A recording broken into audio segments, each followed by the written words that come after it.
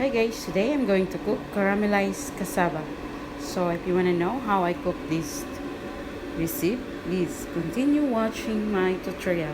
So this is Helen Sanyamor, and please don't forget to subscribe my channel and click the notification bell for more videos from me. So let's go! So the ingredients, we need the cassava, red sugar, and we need 2 glasses of water. So I have already cleaned this cassava. Now we are going to put this to the pan.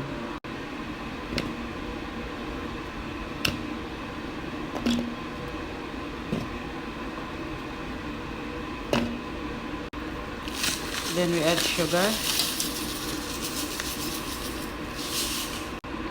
Then water.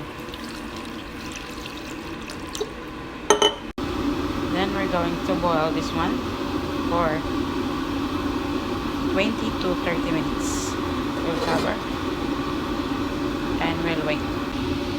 So after 25 minutes, we will open the cassava. So as you can see, it's almost done. The sugar is already caramelized and stick to our cassava. So we'll wait for 5 minutes and this will already be finished.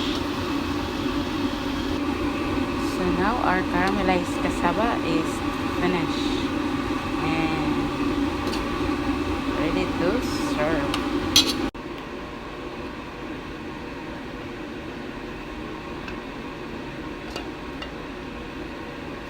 It's really caramelized.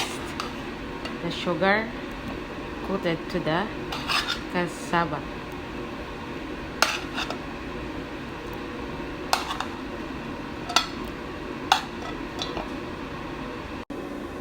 So that's all. Thank you for watching, and please share and leave a thumbs up, and don't forget to subscribe. Bye bye.